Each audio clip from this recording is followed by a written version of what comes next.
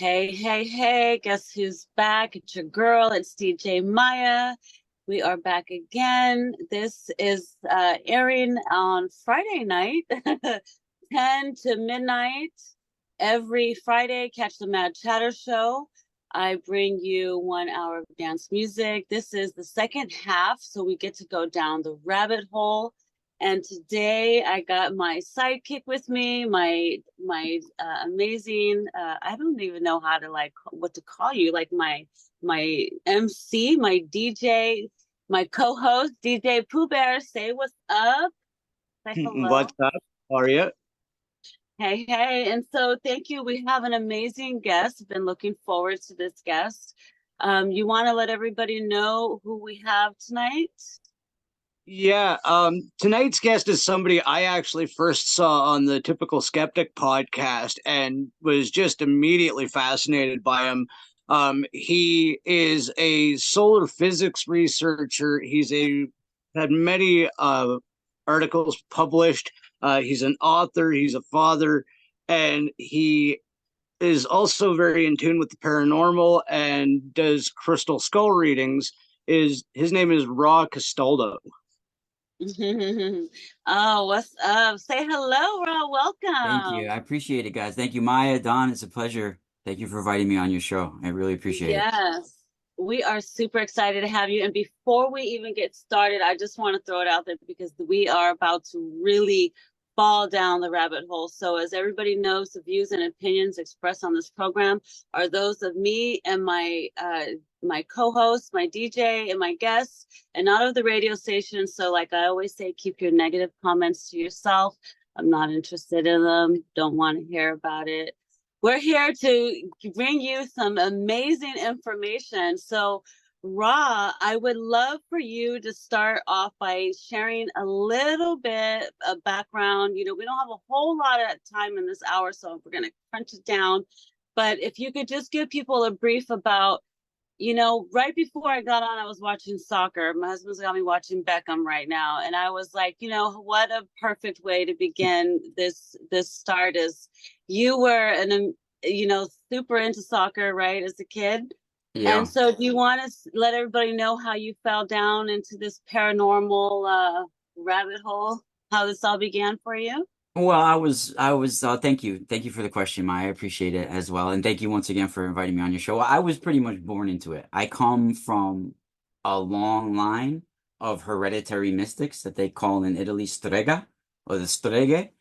Uh-huh. And there's various hereditary bloodlines that sort of merged with the Catholic Church as well over time. A lot of the, old religion was adapted from. So I come from one of these bloodlines, and they're actually from both sides of my family. So a lot of the Right. hereditary families, they would marry into other hereditary families for long periods of time. And you might have heard of Giordano Bruno, who was I have burned not. alive. I will write that down. Giordano Bruno was burned alive by the Vatican in the year Oh, 1600, oh and they kept gosh. him in a dungeon for many, many years before that. And he is one of my ancestors. In fact, my godmother, Lori Bruno, who's still alive, she's in her 80s. She's a world-renowned psychic as well as myself. And we Oh, actually have helped covert agencies. We've helped FBI. We've helped local police departments look for missing children, things like that. wow. So Lori is a direct descendant of Giordano Bruno. Lori is Wow. not my blood relatives, but she's married into my family and she's a godmother of mine. So she's like a Okay. spirit. When my mom died, she sort of like took over the role of my mom in a way as well. But Lori also has a store in Salem, Massachusetts called Oh, Magica, Magika, magica.org. You can get readings from her as well.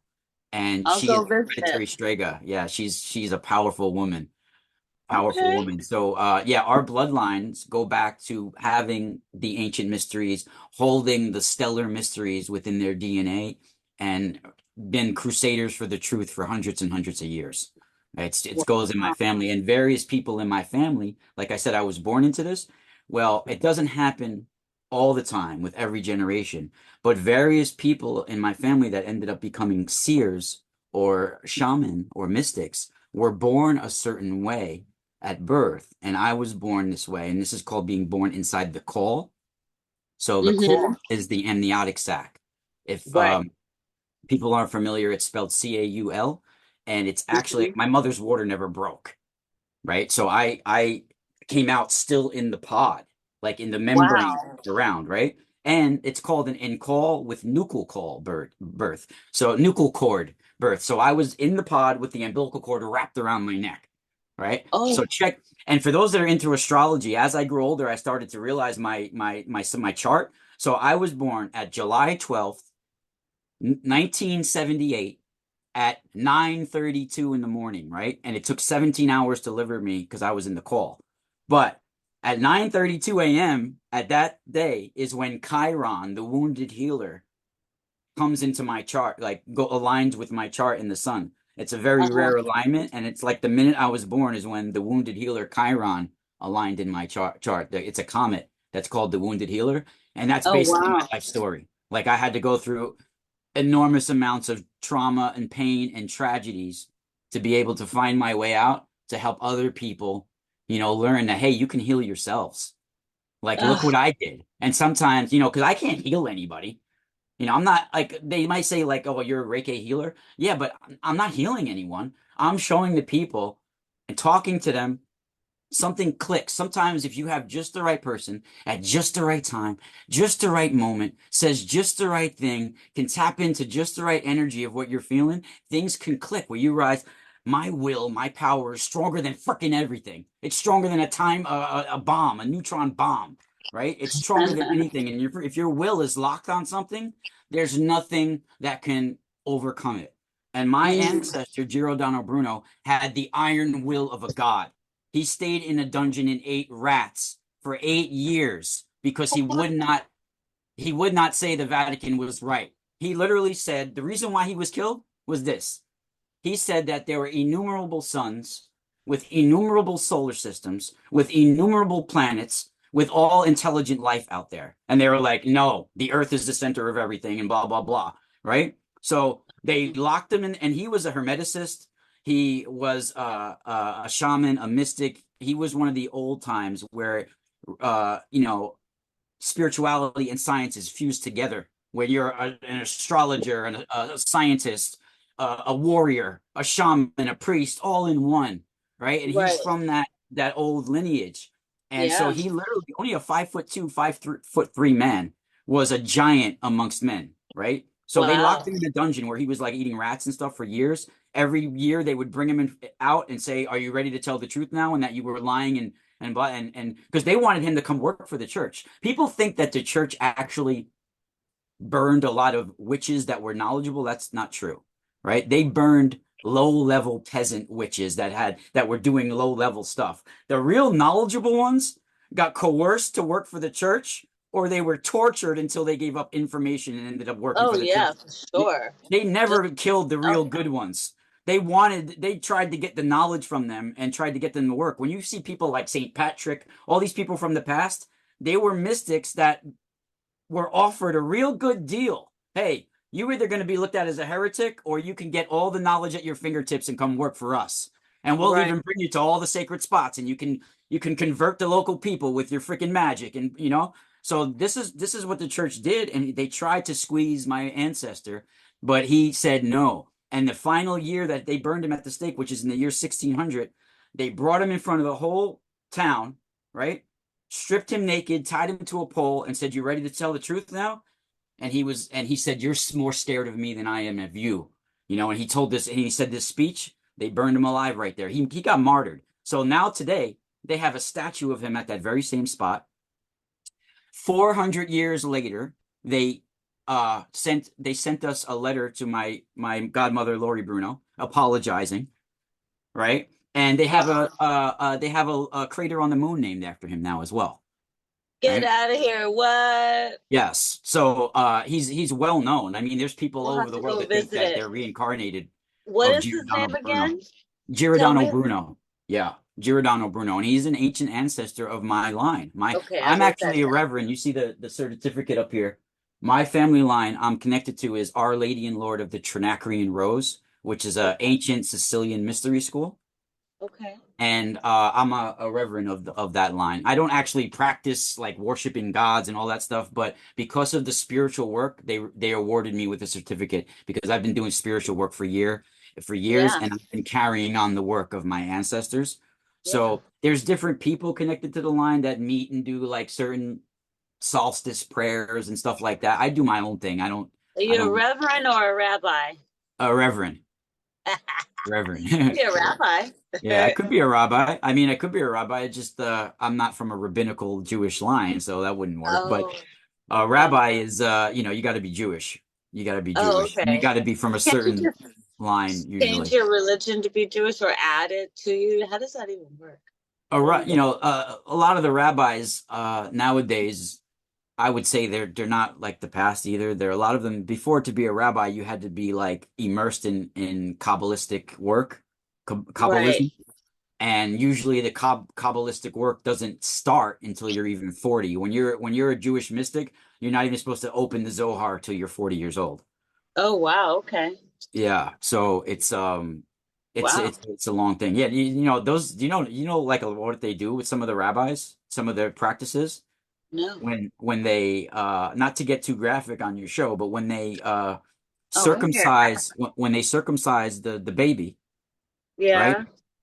They have a special rabbi that comes in, and he's like the vampiric overlord. He comes in and he has to cut off the foreskin and make a vacuum seal with his mouth and suck the blood out.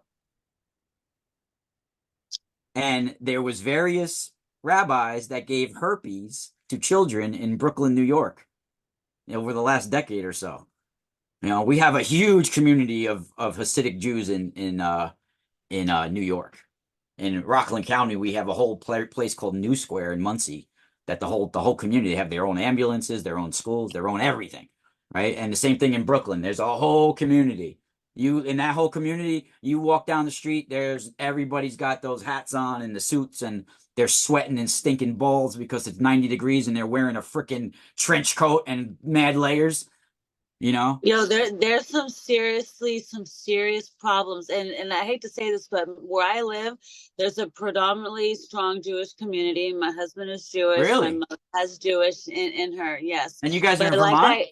yes, yes, Wow, I didn't yes. think there was that many Jews in Vermont. Yeah, Oh, there's you tons want to of hear a funny them. joke? Who was the first Jewish astronaut on the moon? See if you can understand this joke. Shit, I don't even know. I Nose don't know. Cohen. Get it? The nose cone on the rocket? Nose Cohen? Ah, you don't get I don't get it. I'll ask my husband. He might get it. it. No.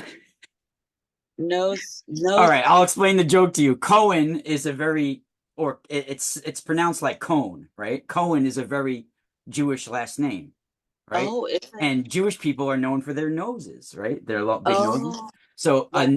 and a rocket has a nose cone at the tip of it, Oh, right? I So get the it. first Jewish Woo. astronaut in space is the nose cone, the nose cone. Oh, wow. That's hilarious. Okay, I get it now. I get it. That's Oh, crazy. Yo, that is some crazy shit though. Wait till my people hear this. Wait till the listeners listen to hear this one. That was some really crazy shit right there, what you just said with that. So, but and not the funny thing about it is like I was joking around about balls and stuff, but we really that seriously, that's how this kind of started for you. Well, not started, but Well, yeah, I was born. like I was born in the call, so I already had it. I was always right, sensitive at birth. But right. then I at Had your 9 years soccer old, yeah.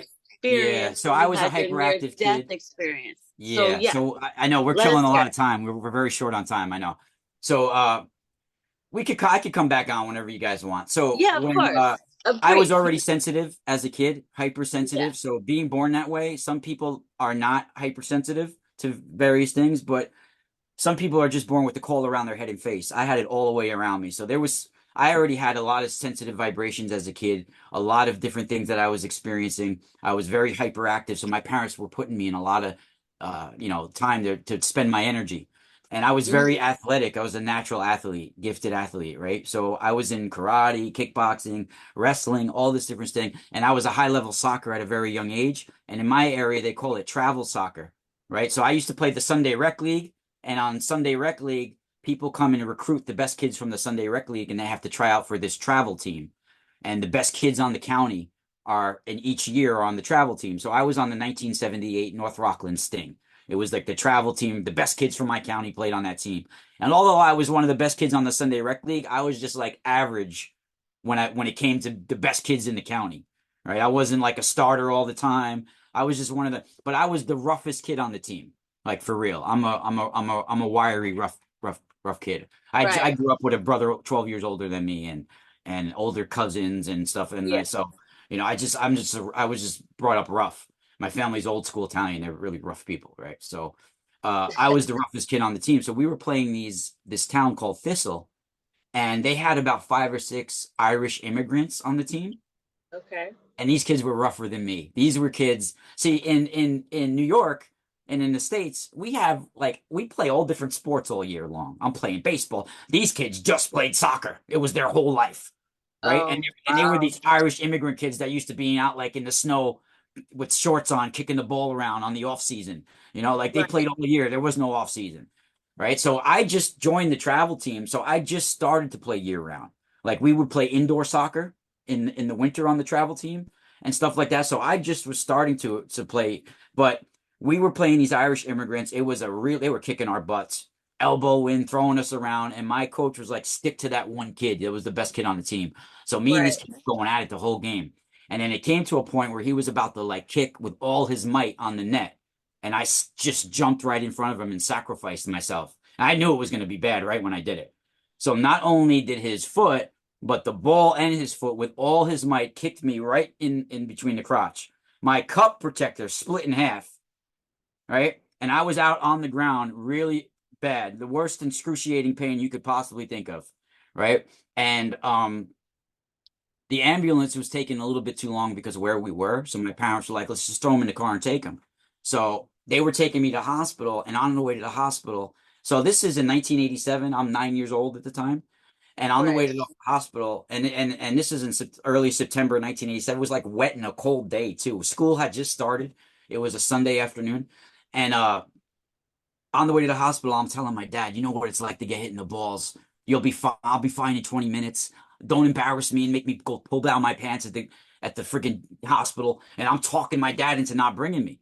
And he's like looking Wow. at my mom, Jenna, maybe he's gonna be all right. Let's bring him home. So they bring me home, and Right. I was in pain, but I fell asleep. I don't know how I fell asleep, and that was at Sunday night. Monday morning, I wake up. My Don, I don't even remember going to school Monday morning. God. Right, so they told me on the way to class, I was walking and I just blacked out. Right, so what had happened was my left testicle had ruptured and a black tissue was forming in my testicle. So they Ugh. basically had to perform quick surgery on me to save my life because there was like something really severe going on. And Yeah. it's weird, divine timing too. So check this out. This guy, Dr. Barr, Barr, he was a national renowned surgeon who just happened to be at the hospital doing another surgery that day. Right. Wow. Holy. Right. Right. Still to this day, you know how like when you go to a new doctor, they make you give your medical history, and I have to tell them about the surgery. They're like, "Oh, do you remember the physician that did this?" And I tell them the name. He's like, "Oh, how the hell did you have Dr. Barr?" Like what, like they know him in New York. He's like really well known. Right? He's flown all over the country to do surgeries. Yeah. So he just happened to be there. And he was in his like late 30s at the time. He was like a young doctor when he did it for me. This guy's like in his 60s, 70s now. So yeah, this was 1987. So so basically, like I said, I don't remember going to school. What I remember, guys, is and my Don is right before I woke up on the operating table. And the way I describe it is, how like you have those dreams where they're so real, so vivid, so alive that when it wakes you up, it's so real that you retain a Yes. few seconds from right before you woke up. I And when love and those. when you wake up, you're not sure whether this reality is real or the other reality was real. Oh, Imagine Yeah. that times a million. Imagine that times a million. That's how this wow. experience was. Right. So I remember right before I woke up on the operating table, I remember hovering over my body in the hospital room, looking down at myself, people working on me. I had my arms out like this, and my legs were out like I was giving birth, literally, and people were working on me. And I barely recognized myself. And there was this rush of emotion that I remember that came over me that like I didn't want to deal with that pain. It was like, oh, I don't want to deal with that pain. That looks bad. Like it Right. hurts. Like I don't want to go back to that. And when I Oh, made that conscious choice, I can't describe to you the warmth and the light that came at all sides, like north, south, east, west. It's like orbs or a light of warmth came around me, and it shot me up like you could see, like Google Earth, like as fast as you friggin' possibly could imagine. I left Earth. wow. It's not flat, by the way, either. It's this like bubbly torus type thing, right? And I actually was seeing the spinning in slow motion of things and the vibration of things. And as I'm leaving the planet, I'm passing through this green sea of intelligence. It was like an ocean Wow. of green sentient water. And as I passed through it, it was a combination of like whale and bird song. Woo, Ooh. woo, like that. And then I'm hovering above the earth, looking down, and in front of me, I look up and I'm still in this position, right? And in front of me is like this whirling, shimmering wave of water. You know, like something like on a hot summer day, I describe it when you see that shimmering wave in the air on a real hot Yeah. summer. It was like that, but way more visible, and it was like moving, but it was like in a whirling pattern in a tubular structure, but it was not a structure. It was more like shimmering water, and my body just got drawn right into it. And as I'm into it, it was like all the knowledge of the world was in there, but I couldn't really pick anything out.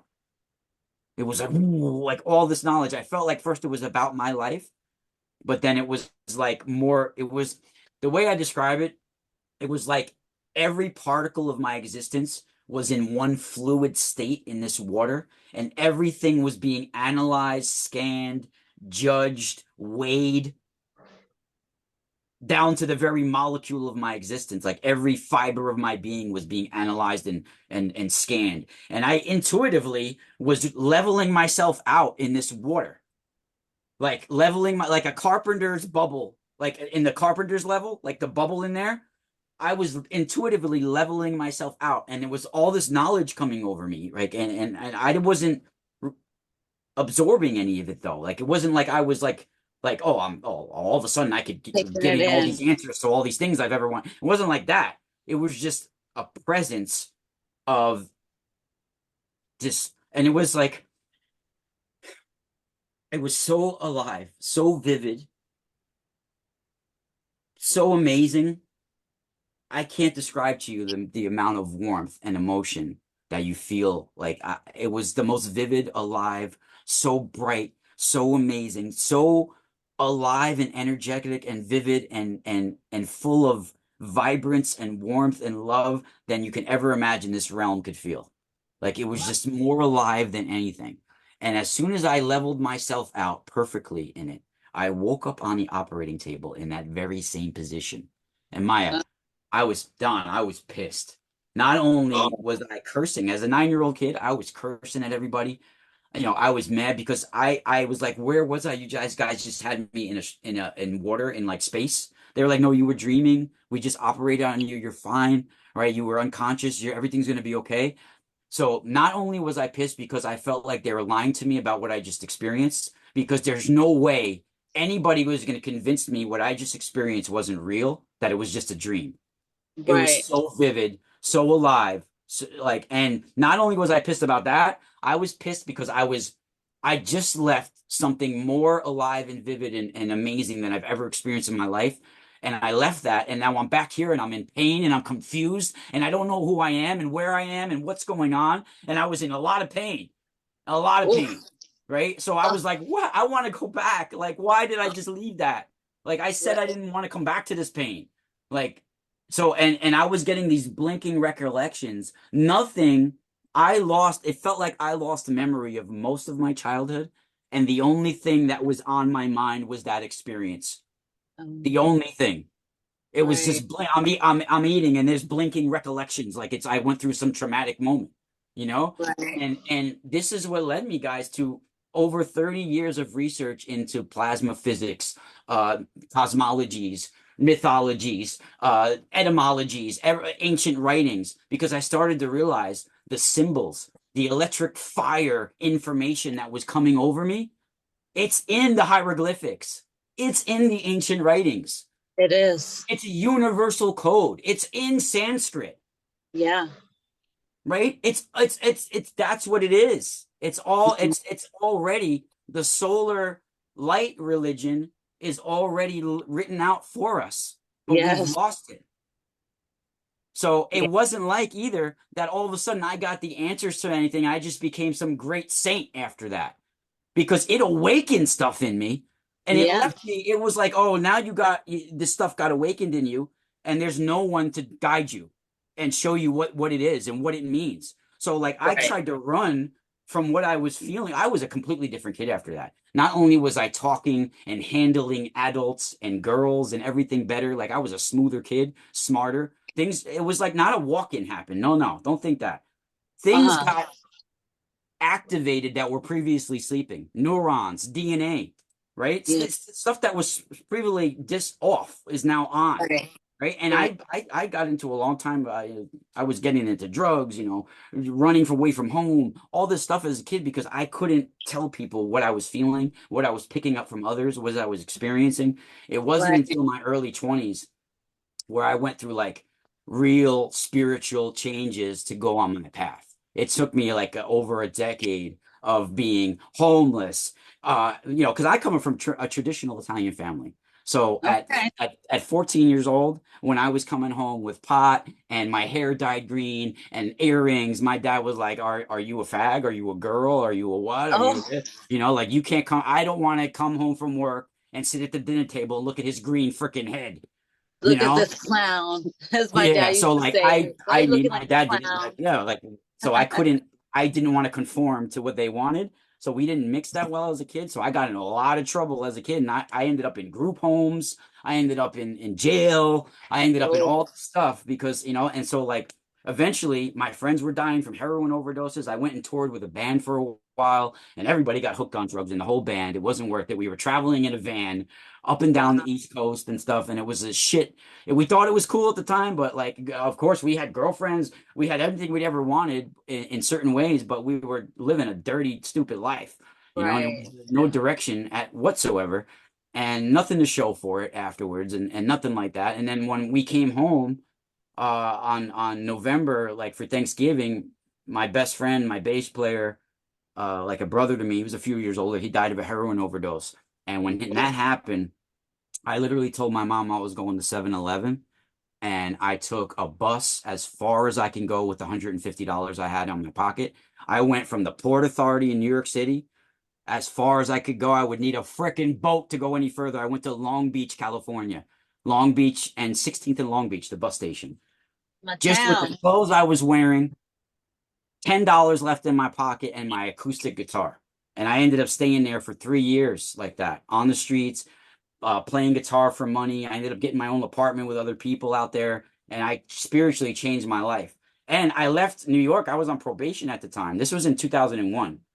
I was in Oof. probation at the time. So when I came home in 2003, 2004, I actually had to do 4 months in jail but I was already a changed man. So in jail, I was like wakening people up and helping them out in county jail and stuff. I was already changed, but had, I had literally, I had helped and found like a group of lost, like ancient ones. Like all these lost kids converged on Long Beach, California, and we met each other at just the Right. right time. And some of them are dead now. Some of them were like the best friends I've ever had in my life. But like we all sort of like helped each other get our lives together. And I was inspiring people all over. And I was actually a street musician for a couple of years. I toured before with bands. I played my own music. I've always used music to heal myself, but I stopped pursuing music for money because of the experience that I had. But I don't know if you guys want me to explain it, but I had a spiritual experience in Long Beach, California, which is ironically on the 33rd parallel. Same thing as Mount Hermon, where the fallen angels came down in Oh, Lebanon. They're on the 33rd really? parallel as well. So What? it's just I don't know if you guys want me to get into it. I don't know how much time we got. We got a half hour. Go for it. All right, so like I said, I was going through a lot of interesting experiences, and I'm from it's Long Beach area, so really, so it's down. I was living on Fourth and Cedar at the time. I used to live right over there. Yes, yes, yes. That's my neighborhood So downtown. I was at the time playing at Fifth and Pine on the street in front of No Regrets. Okay. The my friends of mine owned a couple of those stores called No Regrets. Gerardo, his Okay. name's Gerardo. I don't know if you know that store. It used to be on Fifth and Pine. No, I don't know the store. It used to be on Fifth and Pine. Now I think that it's not there anymore. But it was sort of like an underground, sort of like gothic type of store. And the people that owned Okay, it, maybe. the people that owned it. They actually are in a local band in Long Beach that's touring all over the world now too. It's called Heavenly Trip to Hell, the name of the band. Oh, nice. HTTH. They're big in the Long Beach scene. So I ended up making a lot of good connections out in Long Beach, being out there on the street because I came from a combat sports background. So like, Okay. there was a lot of times on the street where I helped people out that were in trouble. There were different times where I got jumped and they tried to rob me and it didn't work out for so many people. There's times where I Oh, got robbed and got beat up too bad because of who I was and what I've done previously. oh, So wow. yeah, it was just a lot of stuff I A lot went of through. karma being I cleared up, I huh? got beat up by cops out there. Oh, All sorts of stuff out there. So Cali for you. yeah. And where I was in Long Beach, if you run from the police, there's helicopters on you immediately. Yeah. Because there's a right there is a helipad. So it's like right there. Actually when I was Not living only there, that, when I was living not there, they only that, Ra, yeah. downtown you have everything. I think you have the CIA, Yeah. All The yep. NSA. You have like everyone is right down in that right I'm Broadway, glad you and said that because I don't want to talk they're about it on everywhere. here. I don't want to talk about the experience on here, but I've talked about it in the past. And because of the negative feedback I received from it, I don't want to go into it because people talk about my labs and stuff like that. So I was well known on the streets by the police for those 3 years that I was there because I was a street guy. I was there 24/7 pretty much on the streets playing music. Cops would be Yep. called because I was playing music a lot, things like that. Right. So they knew me really well and they would try to shake me down a lot too. They would pull me in their car, tell me who's cooking meth, who's got guns all the time. They wanted to know who's cooking meth and where the guns are at. Right. Right. So, and I'd be like, I don't know shit. They're like, well, here's my card. If you do see any, give me a call. I would never call them. And then if they would ever see me, they'd be like, yo, why are you not calling us? And then they would like shake me down. Right. So me and the cops were not getting along at all.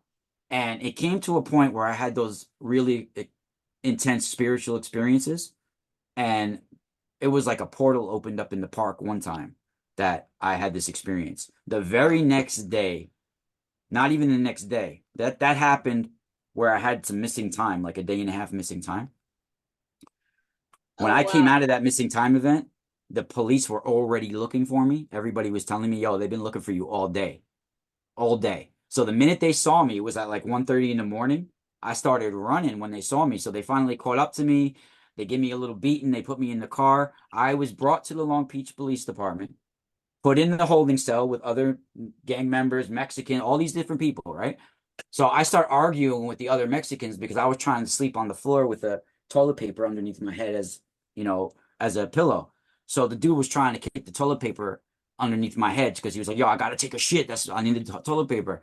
So he was trying to kick the toilet. I was like, yo, chill out. There's other toilet paper over there. So I got up and we were like arguing. The cops came from behind and either hit me with a stick or a flashlight or whatever because I got hit from behind. The next thing I remember, I was being dragged and I was around. The cops were dragging me to a cell. They threw me in a cell, stripped me naked. The next thing I remember after that, I was being transported. So I had a concussion and I'm like, damn, I can't fall asleep right now. My head is fucked up, right? So I was Oh, trying to stay awake, right? And damn. I'm like, yo, everything's gonna be fine anyway, because they're probably just bringing me to. I'm like, if they're bringing me to the hospital, why did I have to leave? Like, don't they have somewhere to bring me, like an infirmary where I was? And I'm like, nah, maybe not because I was at the local police station. So I'm like running through in my head where I'm going, and then I'm like, wait, no, probably just bringing me to the county jail. So I fell asleep. The next thing I remember, we're at the docks, Long Beach Pier, and I fall asleep again. I remember next thing that I'm being transported and I'm seeing like heading out towards Catalina Island. Right. So I was in and out. I don't know if it was from the concussion or if I was drugged, but my head had been shaved. I had been put in different clothing. Um, when I came to, it looked like I was beneath the ground. There was military there with guns, and the nurses were arguing about my blood coagulating because I was so dehydrated that they were trying to take blood samples and they couldn't. And my blood was coagulating. They couldn't hit veins and they couldn't, and they were arguing with each other. Right. And I was spitting at them every time I came, like I was like irate and I was locked to the chair. So the next thing I remember after that, I was being transported back to the Long Beach to get arraigned by the judge. Now, I told the judge, and I was now shackled, waiting to see the judge with other people that were locked up. Black guy was next to me, and all this stuff. The funny part about this is that I had these shoes that my mom sent me. They weren't name brand; they were court classics that my mom got at like Walmart or whatever. They were like white shoes at the time, really new white shoes, and I was wearing them, right? So it was my turn to go see the judge, and the judge, you'll see why I brought the shoes up in a second. So the judge, I go in front of the judge and I tell the judge everything that I can remember. I'm hysterical crying. And the judge is like, son, I don't know if you're telling me the truth or not, but I know one thing's for sure. You went through something traumatic. And I was supposed to go because the charge that they were originally even holding me for was bullshit. It was false impersonation because I didn't want to give them my name and they knew what my name was. And I'm like, if you guys know who I am, like I didn't have any ID on me. And when they frisked me, I had a double bladed knife opened up in my sweatshirt. So, right, when I was walking down the street with that opened up in my sweatshirt, so that's what they arrested me. So I was supposed to go back and do like 17 more days in the county jail. But he was like, I don't know what you went through, but what you just said to me, like, just convinced me that I should ROR you. Like, you went through enough. So that means released on your own recognizance. So, like, he released me that right there. So, but still, I had to go back and sit until they can unshackle me and release me from being chained. Like, I had to go sit for a minute with the other person. So I went back to go sit next to the guy, the black guy, this old 60-year-old black guy I was shackled to. He looks down at my sneakers. He goes, nigga, that was the most court classic I've ever heard in my life. Oh, snap. Because No like all pun the story I intended. told the judge, he was like, shit, nigga, that was a court classic. Okay. Yeah, it was That's like a too movie, funny. right? Yeah, but I don't know what happened to me that day. But I had Yeah. gone through like a week or two of spiritual experiences in the Long Beach area, and it involved being in the park, the Cesar Chavez Park on First and Golden. Yes. That's exactly where all these experiences transpired. So, I was told that a lot of people that are homeless on the streets that they get used a lot. Um, what Well, they get used for, I'm not quite well, check this out. sure. The reason why I stopped pursuing music was because of this. I'll tell it real quick. And this is one of the most profound experiences that I've always wondered about, and I never got any answers, but I only could speculate. I know what intuitively I feel, but so across the street from Lincoln Park on Long Beach Boulevard, there's Lincoln Park on Long Beach Boulevard where the library and the park is, where a lot of homeless people hang out. Yep. Across the street from Long Beach Boulevard, there's a Burger King. I don't know if it's still there.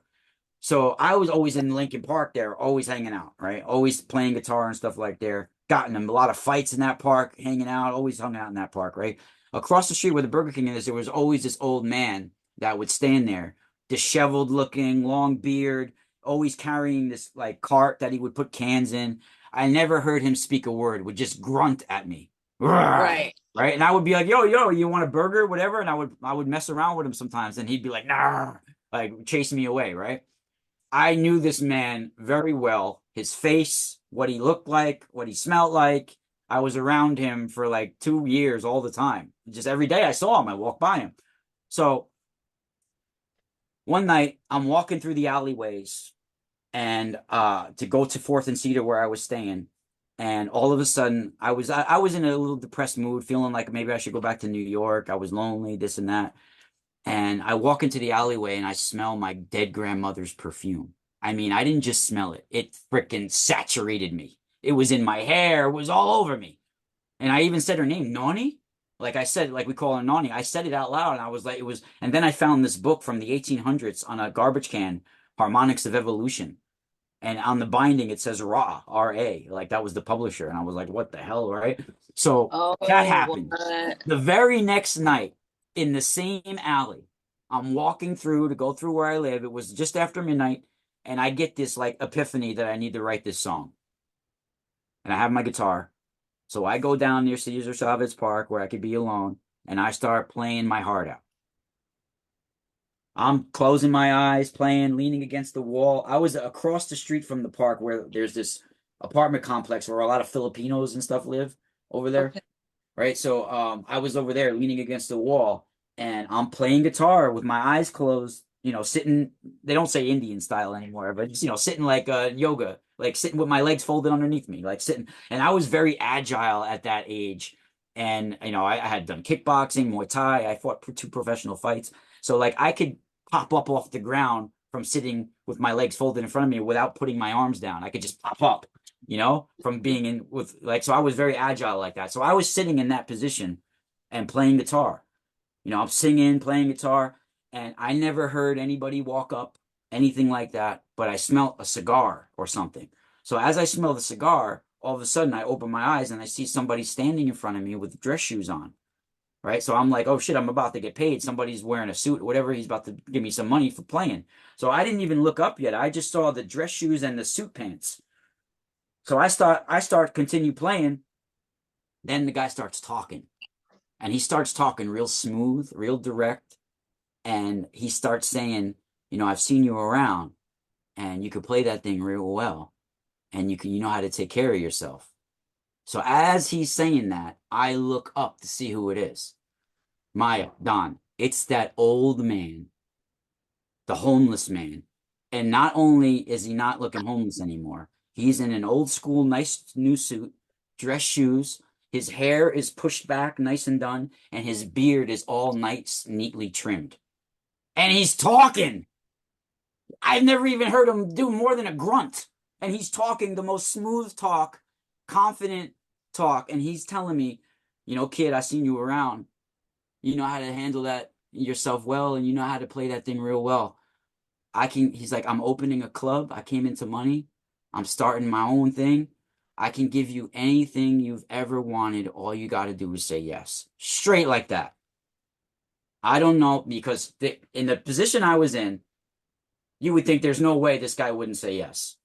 And the kind of guy I am, there's two things that would have happened in that position. I would have been like, bro, what the fuck is wrong with you? And like chase him away with my guitar. Or I would have been like, bro, where do I got to sign? One or two things was going to happen. I would be like, get the fuck out of here. What are you, crazy? Because I knew who the guy was. But You were being tested. I'll tell you, Maya, it was my grandmother the night before I had smelled her perfume. I think she was with me because I I I don't remember making a conscious choice to say what I did or act like I did. It came over me.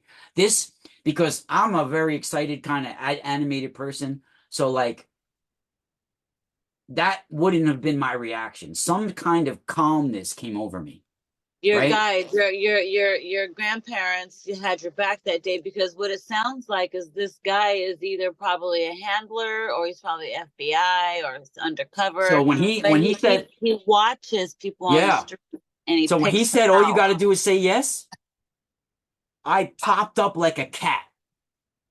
Like a cat, popped In up. Like I said, I defense. don't have to put my hands down to brace myself. I was very agile. So I was sitting with my legs folded underneath me, holding my guitar, and I just pop up like a cat, right? And I'm looking him dead in the eyes, and some calm came over me. I said, sir, thank you, but no thank you. And I sat back down and I started playing my heart out and singing. I look back up and I can't even explain to you the color red that I saw in his eyes. It was inhuman. It brewed like a storm, like a whirlwind, and it was bright, damn near glowing, like a red storm in his eyes. Oh my So I gosh. shut my eyes as close as possible and I put my head down and I just started playing and playing and playing. And I looked up and he was gone. Now, it's not over there. Real quick, 30 more seconds. Fast forward about 3 or 4 days. I'm driving on the bus past Long Beach Boulevard, past the Burger King.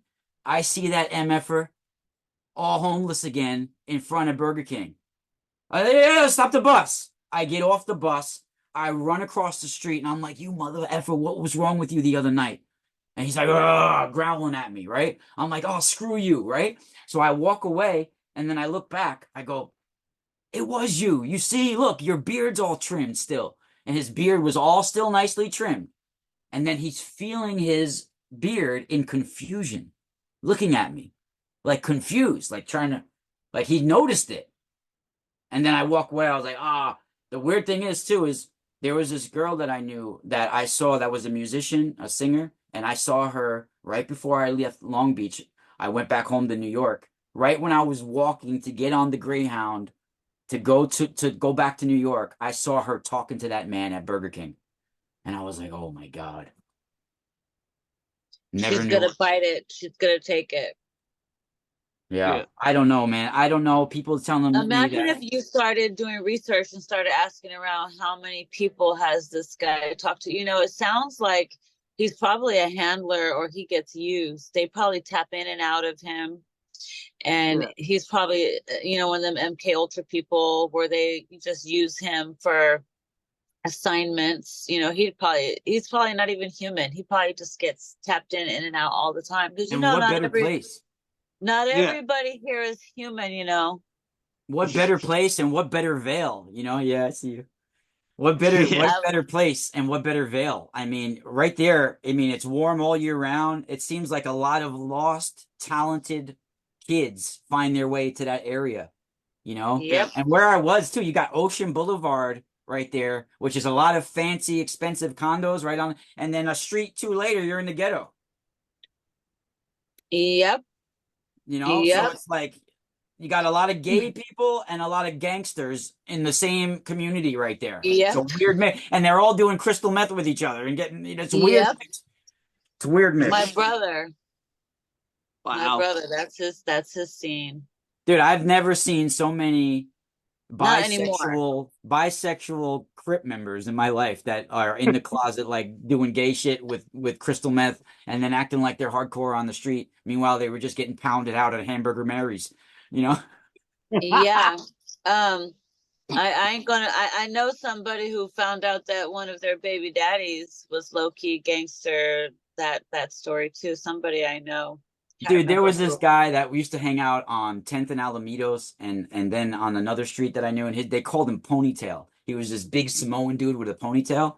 And I had a friend that was gay and he was like, "Bro, that guy paid me to lick his balls." What?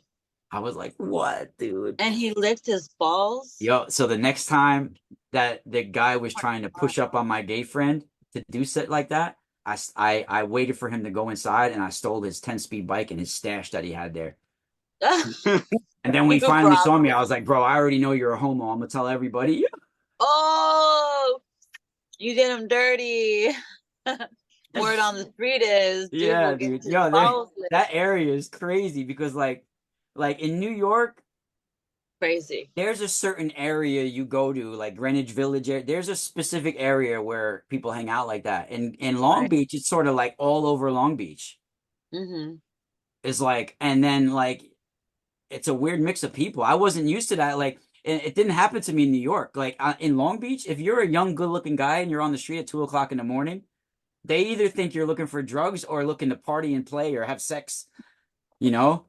So like Yeah. I had like these old men in Long Beach like trying to like ask me like if I was a hooker or some shit. Ain't that And I crazy? wasn't used to that coming from New York. So like, it was just it was bad, it was bad for me at first. Like I had to You're like, understand where I I was just at. beat up this old man. Yeah, dude. Yeah. And it seems like they Old would man always hit be in on like a me. weird PT Cruiser or something. It's like a pedophile car. Oh, yeah. You think it's gonna be Yeah. like a young person, and all of a sudden it's like this 80-year-old like creepy man in there. I've had all kinds of creepy things happen to me in California. That's why I had to leave California because Me too. it made me never want to be famous. It made me never want to, it just like it was really interesting. I learned at a really young age, just how it was. Yeah. Yeah, it's I've but it's seen an interesting place though. yeah. And I grew up with some people that are really famous in Hollywood. Yeah. I don't talk about it much, but one of my family members who I grew up with every weekend. He's one of the popular members on Sopranos. He played Okay. Michael Imperioli. Okay. So like Okay. I've seen what Hollywood can do to people and where the kind of groups that Oh, you get drawn towards and that recruit you. You know? well, my cousin used to when I was in high school, she called me one time. She used to be the president for Menudo. And she called me one day and she Oh was wow. like, I'm throwing a party for Ricky Martin. You want to come to the party? And I was like, nah, I don't want to come. And then she sent me a picture of her hugging like Ricky Martin. And I was like, why Damn. did I say no? Yeah. Living la Yeah. vida I loca, remember Menudo was huge, man. right? That was Well, I before ended up taking he was one a of them solo to artist. school with That's me. what he started with Menudo when he was a kid, yeah. Yeah, yeah. So I have there's a lot of people in my family and around me that a lot of famous people. So I never really wanted it, but it was interesting. It was interesting when I was young. But I've had a lot of paranormal things happen to me out there. But so what was interesting about your story is that your near death experience happened when you were a kid. And so that's like what shaped your journey and stuff. So what are you doing now? You want to let everybody know like what you're up to now though? And Yeah, then we'll so have you on for a part two and then we can pick up from there. But I'll for definitely sure. have to have you on again. For sure. I look at it this way, like when I had my near death experience, some people they have different things happen. Some people they can go through the rest of their life and it didn't make that much of a difference. But for me, it was kind of like I died and was spiritually initiated and came back, you Right. know?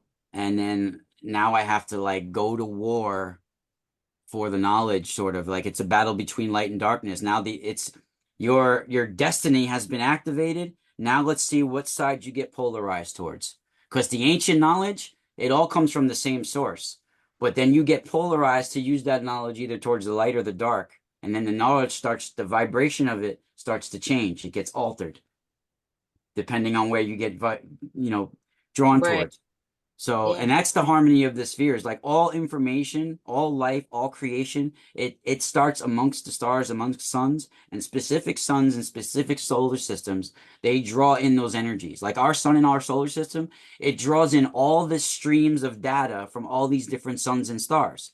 And then each one of those streams is slightly altered from the star it's coming from, and then it gets altered by our own sun, and then the sun emanates that outward, and the planets all pick them up. Now the planets alter that information by their own vibrations, and then they emanate it back outward, and the moon receives it, or like the moons receive it. Like when our Earth receives the emanations from the sun, we absorb them, and then we slightly alter them from our own vibration, and then we send it back out with our prayers and our thoughts and stuff like that. Hmm. Then the moon absorbs them, and then the moon slightly alters it by its own vibration, and it sends it back out. And this is the harmony of spheres. This is the Akashic records. This is the plasma of creation of data that we have swirling from all suns and stars. And each specific sun and star is its own river of data of plasma. And it forms one big confluence of one big celestial ocean. And you see that Right. celestial ocean talked about in every culture's afterlife,